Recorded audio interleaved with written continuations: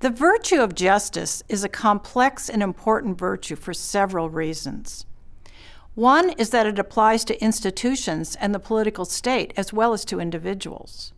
That is, a state can be just or unjust, and any organization with rules governing the association can also be just or unjust. Often we think that justice is concerned more with what you do than with how you feel. But I think that there is a motivational or feeling component in justice as much as there is in other virtues. For instance, when we think of compassion, we think of an emotion that motivates certain behaviors in addition to the behaviors themselves. I think we can say the same thing about justice. The emotion that motivates the behaviors characteristic of justice is respect for human beings.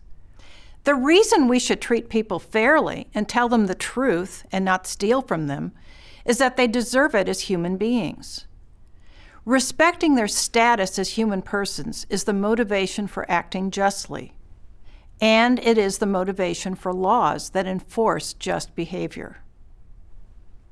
Aristotle thought that justice is such an important virtue that he devoted an entire book of the Nicomachean Ethics to discussing it. He argues that there are two categories of justice. Distributive justice involves dividing benefits and burdens fairly among members of a society.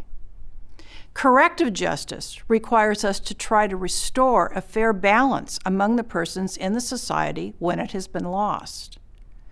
If a member of a community has been unfairly benefited or burdened with more or less than she deserves in social distributions, then corrective justice can be required.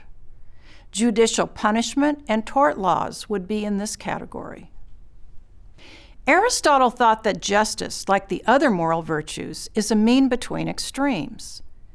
It is a mean between someone's getting less than she deserves and getting more than she deserves at someone else's expense. This way of describing justice as a mean may seem a bit forced because getting less than you deserve is not a vice in you, and getting more than you deserve may not be a vice in you either. But it shows Aristotle's idea of justice as having to do with each person getting what they deserve. Each type of violation of justice, lying, stealing, cheating, treating people unfairly, makes some assumption about what people deserve. Lying is wrong because each person deserves to be told the truth. But that's not exactly right, because we don't really think that everybody has the right to know anything they want to know about your private life. That implies that there is no private life at all. So I think the background assumption is that respect for each person entails respect for their need to know the truth in order to make their own free choices to reach their own ends. Deception blocks them from acting as a free human being. So we are violating their rights as human beings if we lie to them. But there is still an area of information that is none of their business. Traditionally, that led to the distinction between lying and refraining from revealing the truth. Aquinas was one of the many philosophers who thought it is always wrong to lie, but you need not always reveal the truth.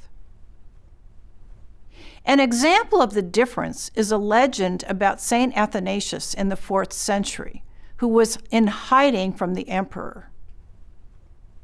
Some of the emperor's guards, who didn't know what he looked like, came upon him as he rounded a bend in a river. When they saw him, they said to him, "Have you seen that traitor Athanasius?" Athanasius reportedly replied, "He is not far away." Thinking that meant that Athanasius was just a little way up the river, the guards hurried on ahead while Athanasius escaped in the other direction. This story has been told for centuries as an example of a deception that is not a lie and which is morally acceptable. It worked because Athanasius got lucky.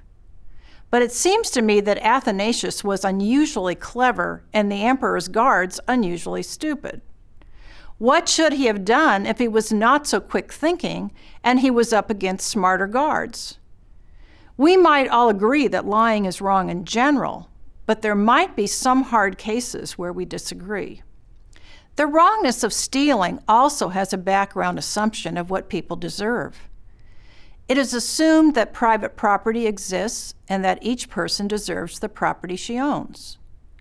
From time to time, that assumption has been challenged, as you undoubtedly know. But owning your own property is almost universally recognized as something that every human being deserves, and is included in the Universal Declaration of Human Rights.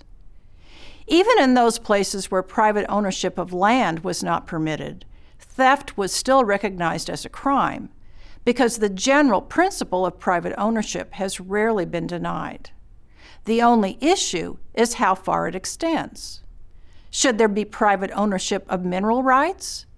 In the U.S., the answer is yes, but in most of Europe, the answer is no.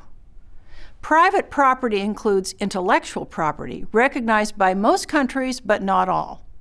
I learned that myself when some of my books were translated and published in countries that do not pay for rights to the book.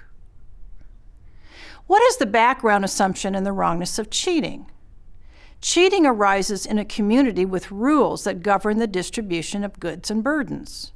If you cheat on your income tax, you are taking less of a burden for yourself, which in turn requires a greater burden for others. If you cheat on an exam, you are taking a benefit for yourself that makes you appear better than you are relative to other students. The grading system itself can be unfair, and so can the tax system. But the unfairness of the tax system or the grading system is not determined by private judgment. That is something we agree upon as a community and change as a community. What does it mean to distribute goods fairly? This is a difficult question. Suppose you are deciding whether to give a scholarship or award to a student with early home advantages in a supportive social environment and impressive academic achievements, or to another student who has achieved somewhat less but had to overcome more. What is the fair thing to do? I have been in that situation and found it difficult to decide. If we are honoring someone, we have to know exactly what it is we are honoring them for. Effort, accomplishment, talent, perseverance, being a model for others, maybe all of it. But which counts more, perseverance and being a model for others, or talent plus a lot of effort and accomplishment? In the background of fairness, there are rules for distributing goods and burdens that serve the ends for which the community was created. So fairness applies in the public domain. But does it also apply to charitable giving? The philosopher Nicholas Wolderstorff gave a really interesting talk to the OU philosophy department a few years ago, in which he was asking whether justice requires us to give to the most deserving charity and to give as equally as we can to all those who deserve it. Is it unjust to give more to some than to others, as long as you give to each at least as much as you agreed to give? Wolderstorff referred to the parable of the workers in the vineyard in Matthew's Gospel, where the owner of the vineyard pays the same wage to the workers he hires at the end of the day as the workers he hires at the beginning.